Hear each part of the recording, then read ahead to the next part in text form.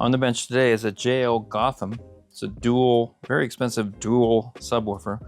Both the drivers were damaged and needed to be replaced, so we had JL send them to us, and they're $1,000 a piece. And I thought it'd be interesting just to do a box opening here, because they really do an amazing job with packing these drivers for shipping. And not everybody does as great a job.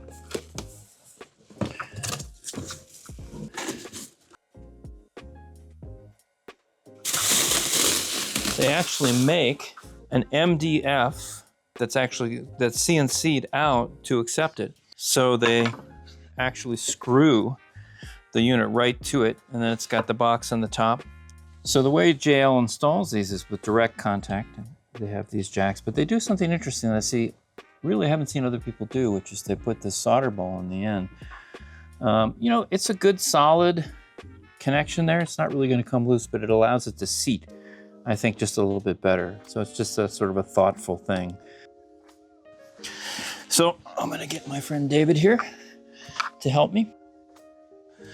So now you have to be really careful with these surrounds because you have to bend these back to actually, so I'm going to use this just to center it.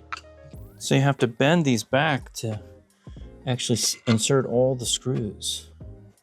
And that can be a little bit nerve-wracking when you're doing this to a $1,000 speaker.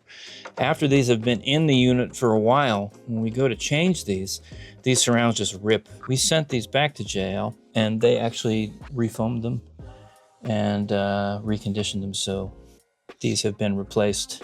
These are the original magnets with the original spider, the original frame, and the rest of it's been redone. So we're gonna get this thing back and running, and it's a very powerful subwoofer and extremely heavy.